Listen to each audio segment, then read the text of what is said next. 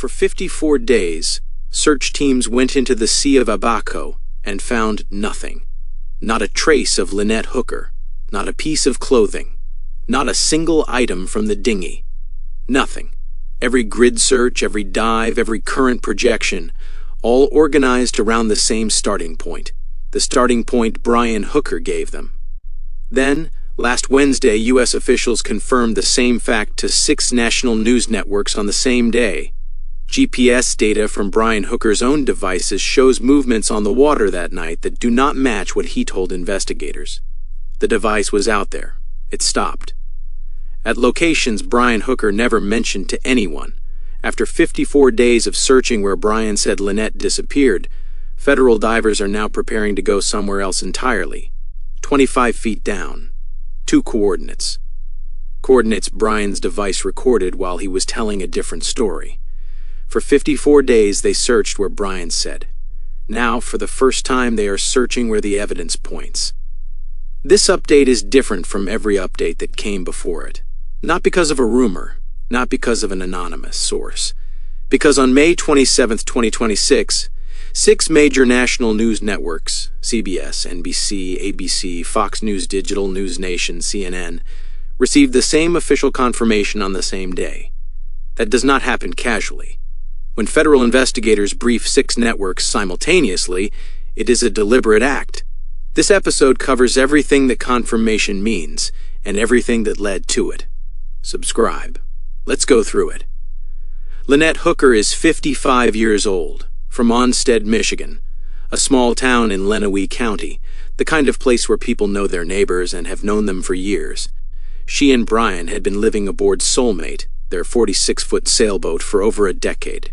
12 years on the water. 12 years of learning the tides, the weather patterns, the navigation rhythms of the Gulf and the Caribbean. She was not a passenger on that boat. She was an experienced sailor, a strong swimmer. Her daughter Carly described her as very fit, someone who did not lose her footing easily. Carly Aylesworth is Lynette's daughter.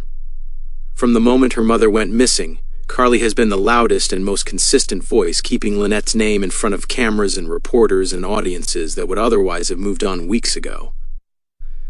On Mother's Day, 40 days after Lynette disappeared, Carly posted a video. "It's the first Mother's Day without my mom. It's pretty hard right now to know that she's not a text away anymore." Darlene Hamlet is Lynette's mother. She is in Michigan. She has not heard from Brian Hooker since the early days of the investigation. Whatever Darlene's life looked like before April 4th, it looks different now. Waiting for information that the investigation has not given her. Not knowing. That is what 54 days looks like for the people who loved Lynette. April 4th, 2026. Hopetown, Elbow Cay, Bahamas. Brian and Lynette Hooker had dinner at the Abaco Inn. Around 7:30 p.m., they got into their 8-foot dinghy and headed out across the water towards Soulmate, moored at Aunt Pat's Bay. The ride from Hopetown to their mooring is a standard evening run for anyone living aboard in the Abacos. Familiar water, a routine trip they had made dozens of times. They went out together. Only Brian came back. Soulmate is a 46-foot sailboat, their home, the vessel they had been living on for over a decade, moored in the water, waiting for them that night. Lynette was an experienced sailor. She knew the route, she knew the bay, she knew the depth of those waters. On the night of April 4th, she left for that dinghy ride. She has not been seen since. This is Brian Hooker's account, as he gave it to Bahamian authorities and as he has maintained since. He says the water was rough that night. High winds, waves, unpredictable seas. He says Lynette fell from the dinghy. He says she was holding the ignition key when she went overboard. The engine key went into the water with her. The motor cut off. He was now in a small 8-foot boat with no power. He says he tried to reach her. He says the current carried them apart. He says he could not get to her. He had no motor. He says he paddled with oars, then a broken oar, for 8 to 9 hours through the dark. At approximately 4 in the morning, 8.5 hours after Lynette disappeared, he arrived at Marsh Harbor Boat Yard. He told someone there what had happened. That person contacted police. Lynette Hooker was officially reported missing around 4 a.m. on April 5th. Brian later posted to Facebook, I am heartbroken over the recent boat accident in unpredictable seas and high winds that caused my beloved Lynette to fall from our small dinghy near Elbow Cay in the Bahamas. Despite desperate attempts to reach her, the winds and currents drove us further apart. That is Brian Hooker's account. It has not changed in 54 days. Investigators organized 54 days of searching around that account. They found nothing. Before any GPS data, before any digital forensics, before the Soulmate was seized, Brian's account had problems that anyone who knew those waters could see. The water. Brian described howling winds and crashing waves. Photographs taken at Aunt Pat's Bay on the night of April 4th show something different. Glassy, undisturbed water, boats moored nearby sitting still. The storm Brian described was not visible in the photographs from that night. The depth. Brian says Lynette was swept away by strong currents. The water in Aunt Pat's Bay averages 3 to 5 feet deep. A person standing in that water would not be swept anywhere without choosing to be. The key. Carly Aylesworth told reporters directly, "I'm confused why she has the keys because she never drove the dinghy. It was always Brian. So the story just doesn't add up right now." The phone. Brian Hooker is a career TNT telecommunications technician. He knows how mobile devices work. For 14 hours after Lynette disappeared, he made no calls to her family. Not when he reached shore. Not in the hours that followed. He called Darlene Hamlet, Lynette's mother, only after the Royal Bahamian Police Force issued a public press release at 5:51 p.m. on April 5th. Darlene found out her daughter was missing not from Brian, from a police press release. 14 hours after Lynette was gone. These contradictions existed before anyone looked at a single device. The GPS data did not create the picture, it confirmed the coordinates. Before we get into what the GPS data actually shows and what 2 specific coordinates in 25-foot water mean for this investigation, subscribe to Crime Deepcut. When the divers surface, we will be here. On May 27, 2026, U.S. officials confirmed the same fact simultaneously to CBS News, NBC News, Fox News Digital, ABC News, CNN, and News Nation. 6 networks. 1 day. 1 coordinated official confirmation. Here is what they confirmed. GPS data extracted from at least one of Brian Hooker's electronic devices shows a track of the device's movements on the night of April 4th that does not match what Brian told investigators. The device was out on the water. It stopped in the Sea of Abaco. Then it returned to shore. A U.S. official told NBC News that Brian's account had caused investigators to search in the wrong area of the Sea of Abaco for 54 days. The GPS data has now given them coordinates more precise than anything they had before. For 54 days, they searched where Brian said. The GPS data shows where the device actually was. The device Brian was wearing that night was a marine navigation tool, built for tracking precise GPS coordinates in real time. Reporting from Ashley Banfield's Drop Dead Serious and investigative sources have identified it as a marine-grade GPS watch capable of recording routes and logging movement history continuously without requiring any input from the wearer. It was recording the entire night, every movement, every stop, every coordinate, time-stamped and stored. Brian Hooker apparently did not account for the fact that the device on his wrist was building the record that would eventually redirect a federal search operation. The GPS track shows the device stopping at locations in the Sea of Abaco that Brian Hooker never mentioned, not once.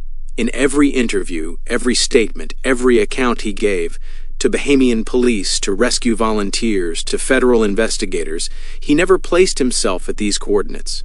He described a drift path, a direction, an approximate area. None of it matches where his device actually was. The newly identified search area sits in water approximately 25 feet deep. Deep enough that surface searches would never reach it. Deep enough that objects placed there, weighted objects designed to stay submerged, would remain undisturbed by tidal movement or surface current. Ashley Banfield's reporting described the device behavior at those locations as circular, moving to a spot, stopping, circling, then leaving. That characterization is Banfield's interpretation of the movement pattern, not an official description from U.S. investigators. A man drifting helplessly at the mercy of wind and current does not stop at two specific deep water coordinates that are off his stated route and then leave. Passive drift does not work that way. Federal investigators are not treating those coordinates as accidental. They are preparing to dive there. The Soulmate was seized by Coast Guard Investigative Service approximately 40 nautical miles off Melbourne, Florida, in early May.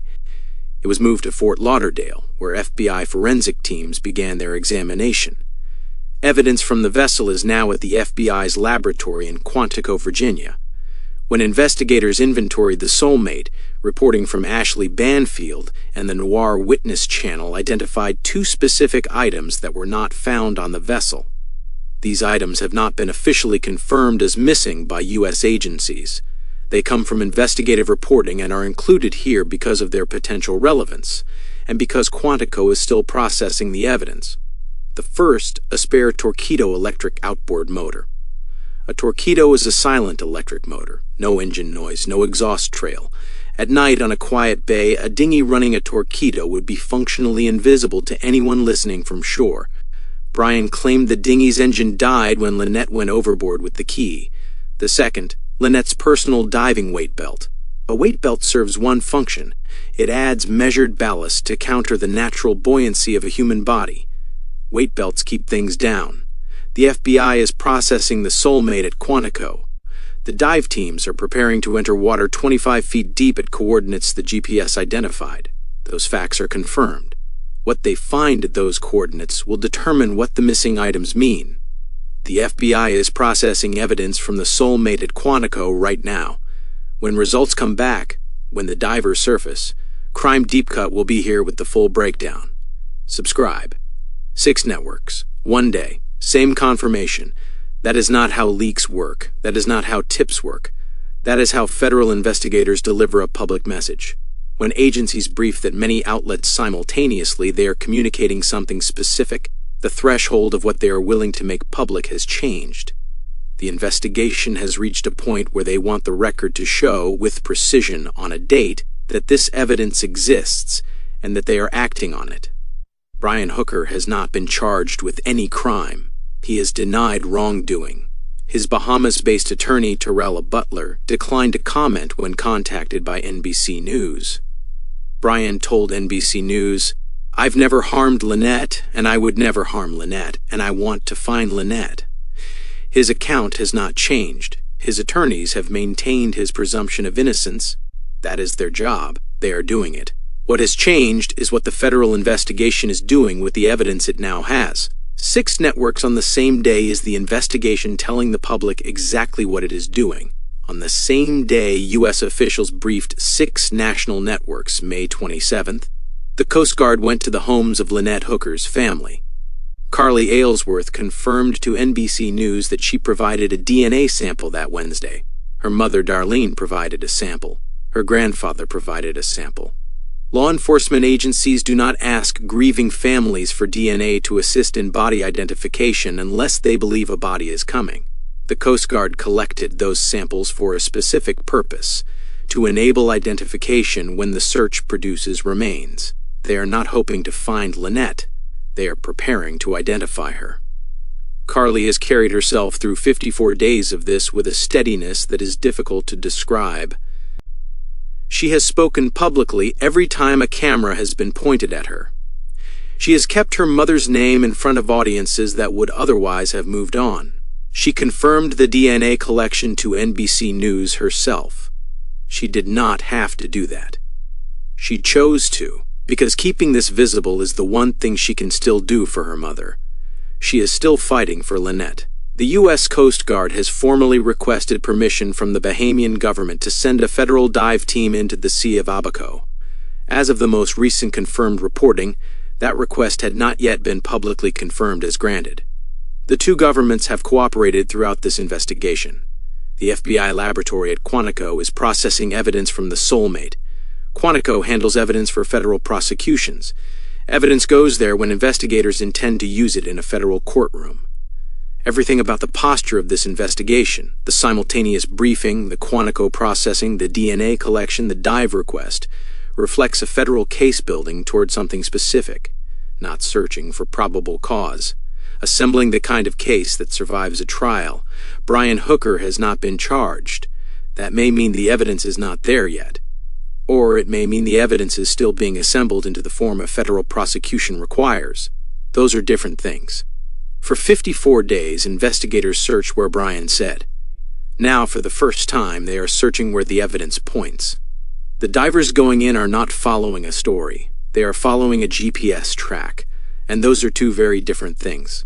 When the divers surface, when Quantico releases findings, when anything in this case moves, Crime Deepcut will be here. Subscribe, turn on notifications. This case is not finished. Lynette Hooker is 55 years old, from Onstead, Michigan, a state where winters are long and the water eventually calls people south. She and Brian built a life on that water, 12 years on Soulmate. 12 years of sunrises on a boat deck, of navigating by instrument in the dark, of finding anchorages and making them home. She was not someone who fell off a boat in shallow, calm water and disappeared without explanation. Her daughter said that. Her friends said that. The evidence is now saying it too. What is happening in the Sea of Abaco right now? Federal divers preparing to enter water the GPS data identified, at coordinates that were never part of the story Brian told. Is the first time in 54 days that the search has been organized around what the evidence shows instead of what one man said. For Carly, for Darlene, for the people who knew Lynette on that water and could not reconcile what they were being told with what they knew of her. This week was the first week the investigation moved in the direction they had been pointing toward from the beginning. Crime Deepcut stays on this case. When the divers surface, we will be here.